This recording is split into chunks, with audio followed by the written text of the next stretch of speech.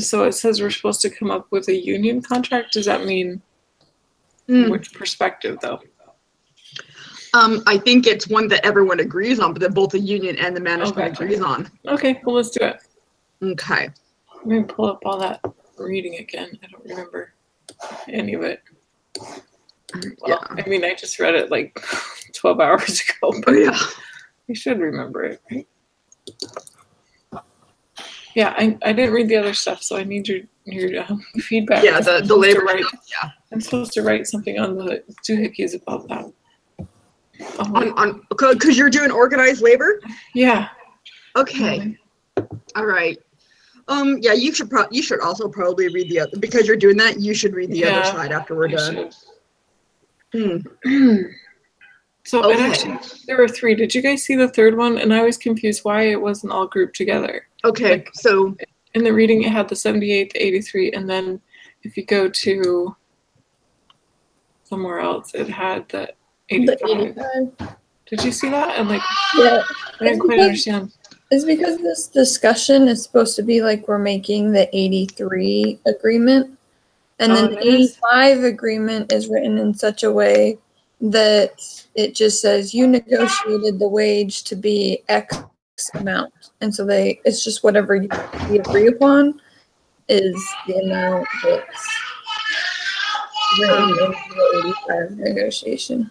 Yeah, my understanding is that the 3 parts, you've got the corporate side, you've got the labor side, and then the third one is called like the debrief. It tells you, it's basically where it was in real life and kind of what was the same and so how it impacted and things like that. So we don't read that one yet, or do we? I already read it because there's a quiz that goes with it, and I took the quiz. Oh, okay. I haven't read that debrief yet.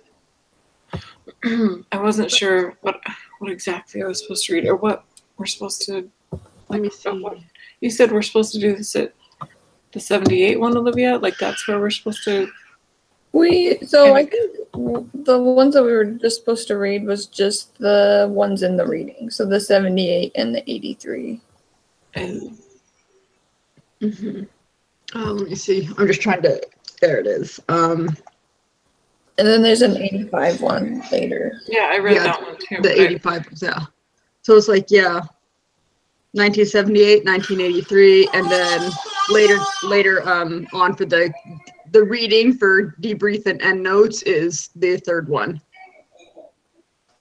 So yeah, I guess like where are we gonna talk? Like at what point in time are we?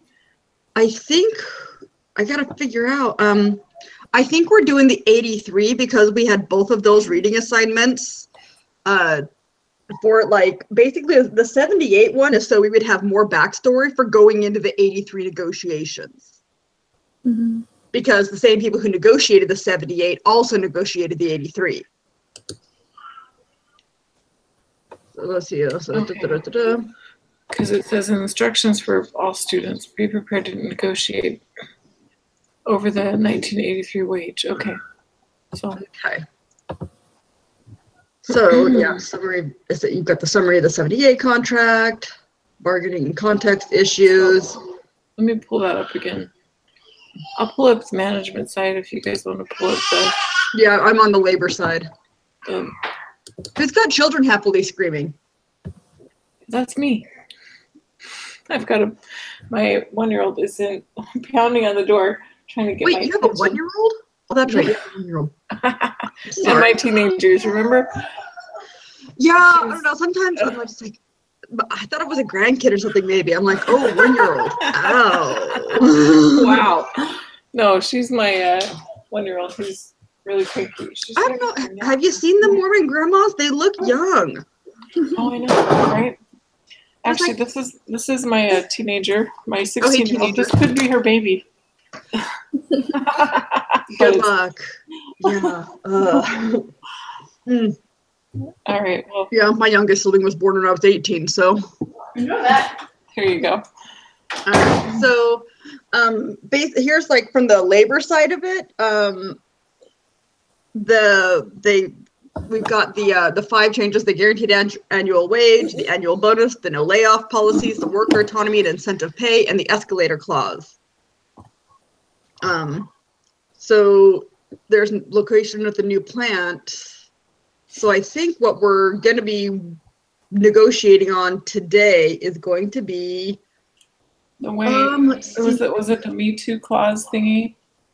There's the Me Too clause, and then there's base wage rate, because in the base wage rate, because by 83, like, everyone around them had cut their wages. Yeah. And so they were stipulating that the Me Too clause could be used to reduce wages as well as raise them. Which, and it was being interpreted multiple ways by each side. Mm-hmm. So we just need to agree upon a wage, correct? Yeah, so how low do you want to cut wages, Mr. Corporate Guy? Well, I'm looking at the other firms, and it's telling me that firm A is $9, firm B is $8, firm C is $8.25, firm D is $8.75, and firm E is $6 to $7. I personally, from a management standpoint, she's such a ham. It says right here that that the union will pick 3 of those 5 competitors, and the average of those will be the base pay, the wage. And so, even though that the union feels that that's incorrect, that it's only for raising wages, there's no way in the foreseeable future that the company can stay in business if we keep the same wage. And so if the union would like to have jobs, they need to concede and accept and pick one of those 3 and take the average of it. Okay, well, those 5, I mean. From the labor perspective, the labor obviously doesn't think that the Me Too clause is an escalator that goes both ways. They just think it goes up. And so because we have to represent the union, because they're the ones who vote us into the job, we're at $10.69 an hour. We would be willing to go to $10 an hour because so Baxter has already settled with all of its other plants on a base rate of $9 an hour, effective 83, rising to $10 an hour, effective 84. So we're already going down, and we are still technically in the middle of an agreement, and you're asking for something early. So we think that if everyone's going to be raised to $10 an hour by 84, which is still before our first contract expires, we wouldn't be willing to go beneath $10 an hour. And I think that it's separated itself from company-wide negotiations. So we think that $10 an hour would be fair, because that's what you're bringing everyone else up to, and you're asking people to take wage cuts. Like, this affects their real lives. Yeah. So, all right, if we agree upon 10, then that would mean that we would cut out the incentive pay also, meaning that no more. What was that? The quotas for the day, meeting quotas, and then having going home. Yeah, going home or sit around or work more and get paid more. That kind of incentive program would need to be eliminated for us to be able to accept the $10 wage. So we just go to straight $10 an hour no matter how long you work? Yep. That would be Olivia, what do you think? Well, do we still get overtime pay? Because, I mean, that's state law. Yeah, overtime would still be in overtime effect. Would still be in effect, but the incentive pay, this incentive program that has been, it would be eliminated. And so, remind me, was this after the plant was moved? Yes. Yeah, so this is in the new plant. They're in the new plant. Okay, so the incentive, it has to be eliminated for us to be able to continue here. And so, with that, yeah, for sure that has to be eliminated. And I would also, sorry, my baby's being funny.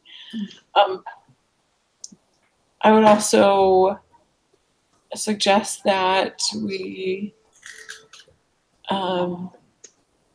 roll out the, we need to have some kind of no strike agreement for the life of this contract, so that even though we're agreeing upon the $10 wage and eliminating the incentive system, we need some kind of agreement in there. The union will not strike after these things take effect. Well, we've already had a no strike agreement for 3 years, and we're still 2 years out of that. But I don't have a problem with agreeing to a no strike contract for the duration of it. Okay. So let's see. We would like to continue in profit sharing, because Deloitte is continuing to enjoy high profits. It is beating industry average. If you look at the profitability of other competitors, the ones that are paying less are actually making less, and it's because they're destroying their company loyalty. So Baxter is still profitable. It still has a lot of profits, and it's bucking the industry trend. And we think one of those reasons is because of the things like, we're keeping pay high, we're keeping incentives, that not the incentive program, but like the worker autonomy, as in like how they're deciding how to do it. So I'm thinking that if we want to continue, if we do not want to follow the industry trend of reduced profitability, we should not follow the industry trends of cutting worker pay, eliminating incentives, etc. That is a good point, but we actually need to work towards less worker autonomy now that we're in this new factory, this new manufacturing plant. Because of all the new technology and the new assembly line, there's a necessity for some kind of continuity in the manufacturing process. Many jobs were actually eliminated when we moved to this new plant because of technology, and we've had to make up jobs for people in the union. And we've had, and so that with that elimination, we kind of need to standardize methods in this new company. And so autonomy, it's been a great thing, but it's not going to be something that we're going to be able to continue in this new factory, because we need some standardized methods of the manufacturing line. We've got to move away from that and move towards a more standardized procedures and rules and safety measures in this new thing. So, like you said, you want to stay with the industry, but you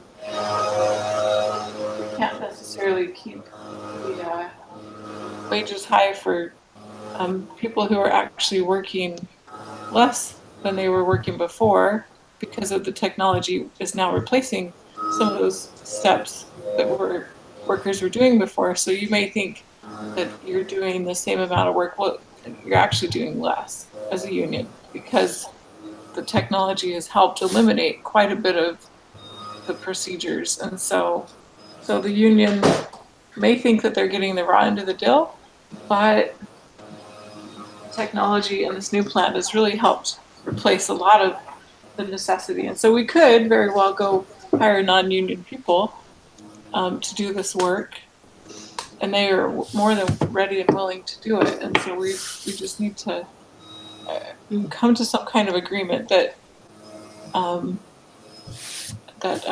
we will stay with industry standards, but we're not going to continue to pay more for less work, if that makes sense. That's totally true, and I totally agree with that. When we think of worker autonomy, what we're hoping for is a method to offer continuous improvement suggestions, because we are the ones actually working with the equipment. We are the ones actually doing the job. And if we find a better way to do something, we want to be able to take that to you and say, hey, what is this going to work to improve productivity? Because we all want to improve productivity. We all want to create more. We all want to get more of a market share, because that increases profits that everybody benefits from, because everyone's here together to make those profits. So I think when we say autonomy, we want to modernize, and we want to learn that. But as you also said, a lot of jobs have been eliminated due to technology, and if jobs are being eliminated and you want the freedom to be able to eliminate those jobs, how are we going to retrain our people? Would you be interested in some sort of retraining program for jobs that are eliminated, so that these people can be productive once more, perhaps in a new role that they've received customized training on from you? Yeah, I think a new kind of training program would be imperative, that we could for sure do that to help transition from the old to the new. Yeah, I think everybody can help each other. Go ahead, Olivia. Oh, well, I was just going to say, along the lines with autonomy, the injury rate has increased ever since we've gone to the new plant. And one of the ways to decrease that is to take the workers' input. They're the ones on the line, working the machinery. They know what will help to bring the injury rate down. So you agree that we need some kind of standardized procedures across the board, and with input from union members? Absolutely. Okay, well, let's do that. Cool. So yeah, is there anything else that we're negotiating on? We've got the wages, we've got the standardization. It's technically a reduction in autonomy, but I'm wondering if we're thinking I wonder if we're using that word differently than they did. Which one? Wait, say that again. Like the worker autonomy. Yeah, I'm not sure what that meant in the current phrase, but I know, like, if it's workers are autonomous, it means they have the freedom to decide how they're going to do their job effectively. But you're right, there do need, as machines become more standardized, the procedures to run them safely also need to become more standardized. So I think the injury rate could be because people are not learning proper procedures on the machines. Right. Absolutely. So yeah, we've got the Me Too clause, we got the yeah, so I think we've got everything on that one. What else do we need to do for this?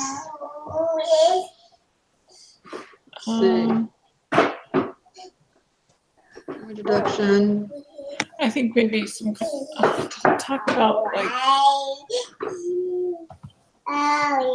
that CPI or CSI, something about cost of living. The cost of living increase. The wage increasing with the cost of living. I think from the management side, they were wanting to negotiate kind of a freeze in that pay for so many years, instead of continuing to go up or fluctuate with the cost of living increase, the COLA.